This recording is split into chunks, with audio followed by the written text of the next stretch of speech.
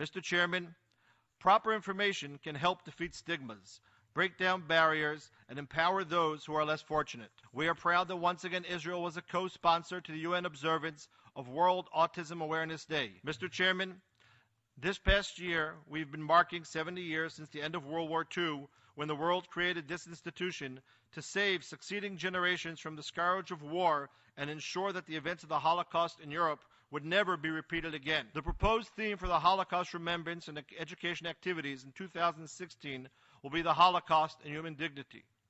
Linking Holocaust remembrance with the 70th anniversary of the United Nations, this theme recalls the affirmation of the dignity and worth of every person in the United Nations Charter and the commitment made by the international community through the Universal Declaration of Human Rights that all persons have the right to live free from discrimination and with equal protection under the law. Israel remains confident the Holocaust program will continue to enjoy appropriate resources that will enable it to maintain and enhance the scope of its important activities.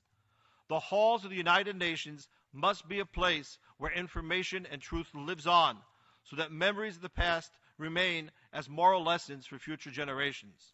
Mr. Chairman, during this past year, we continued to witness unprecedented levels of anti-Semitism worldwide. Even as the Holocaust remains a part of living memory, Jewish communities around the world are facing a resurgent wave of prejudice and violent attacks. The United Nations must take its rightful place at the forefront of the battle to turn back this tide of hatred. Mr. Chair, Israel remains deeply concerned about the DPI's Special Information Program on the question of Palestine.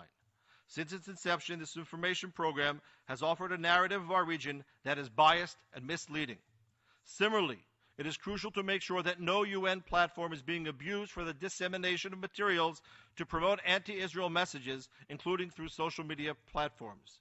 We must be diligent in ensuring that scarce resources are not being devoted to acts that are in contradiction to the UN's values. We urge the DPI to work toward consolidating all political media platforms under one authority and to strengthen its oversight role and guarantee that all communications disseminated by UN bodies live up to the values of this organization.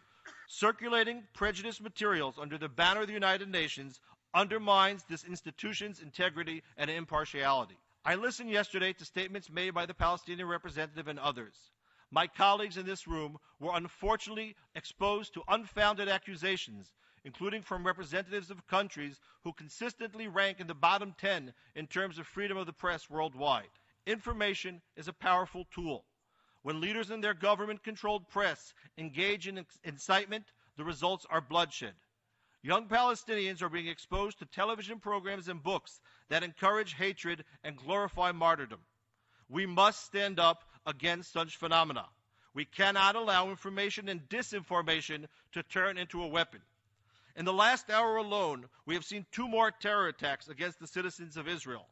This is the outcome of incitement. Mr. Chairman, information is a powerful tool. It has the power to empower. It has the power to suppress. It can enable. It can neutralize. It can educate. It can incite.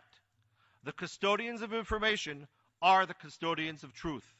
The promulgators of information must be the promulgators of truth. Thank you.